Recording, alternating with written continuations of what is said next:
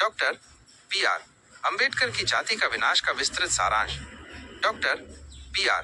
अंबेडकर की कालजयी कृति जाति का विनाश, अनाहिलेशन ऑफ कास्ट, जो मूल रूप से 1936 में लाहौर में जात पात तोड़ मंडल के वार्षिक सम्मेलन के लिए तैयार किया गया एक भाषण था, भारतीय समाज में जाति व्यवस्था की गहन और मार्मिक आलोचना प्रस्तुत करती है।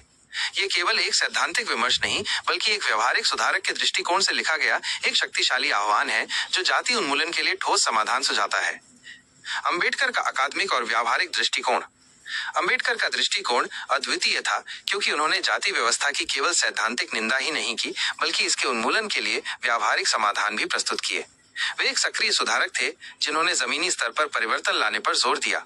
उनके सुझाए गए समाधान, जैसे अंतरजातीय विवाह और साथ भोजन, इंटर डाइनिंग, सीधे तौर पर जाति व्यवस्था द्वारा बनाए गए सामाजिक और भौतिक अवरोधों पर प्रहार करते हैं। ये उपाय दर्शाते हैं कि उनका लक्ष्य केवल बौद्धिक विमर्श तक सीमित नहीं था, बल्कि वे भारतीय समाज में वास्तविक सामाजिक एकीकरण और समानता लाना चाहते थे। उनका मानना था कि इन सामाजिक रीति रिवाजों को अपनाकर ही जातिगत विभाजन को तोड़ा जा सकता है और मानवीय बंधुत्व को बढ़ावा दिया जा सकता है। धर्म और जाति का अटूट संबंध। अंबेडकर का सबसे क्रांतिकारी और महत्वपूर्ण तर्क ये था कि जाति व्यवस्था हिंदू धर्म ग्रंथों से गहराई से जुड़ी हुई है। जहाँ कई अन्य समाज सुधारक जातिवाद को हिंदू समाज की एक विकृति मानते थे जिसे सुधारा जा सकता था, वहीं अंबेडकर ने इसे हिंदू धर्म के मूल में देखा। उन्होंने दृढ़ता से तर्क दिया कि जाति व्यवस्था हिंदू धर्म के नैतिक और आध्यात्मिक ढांचे का एक अभिन्न अंग है।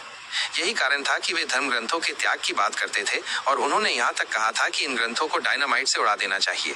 ये कठोर भाषा ये दर्शाती है कि वे सतही सुधारों के बजाय समस्या की जड़ तक जाकर उसका समाधान चाहते थे।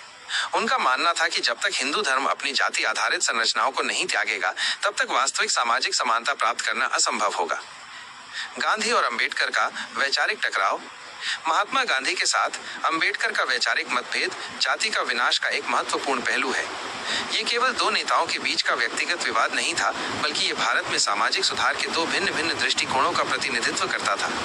गांधी जी वर्ण व्यवस्था के एक आदर्शवादी स्वरूप में विश्वास रखते थे। उनका मानना था कि इसका दुरुपयोग ही समस्या है, और यदि इसे उसके मूल और आदर्श रूप में अपनाया जाए तो ये समाज के लिए लाभकारी हो सकती है। इसके विपरीत अंबेडकर ने वर्ण व्यवस्था को मूल रूप से अन्यायपूर्ण और हानिकारक बताया। उनका मानना था कि ये जन्म आधारित भेदभाव का ही एक रूप है, जो किसी भी स्थिति में स्वीकार्य नहीं है।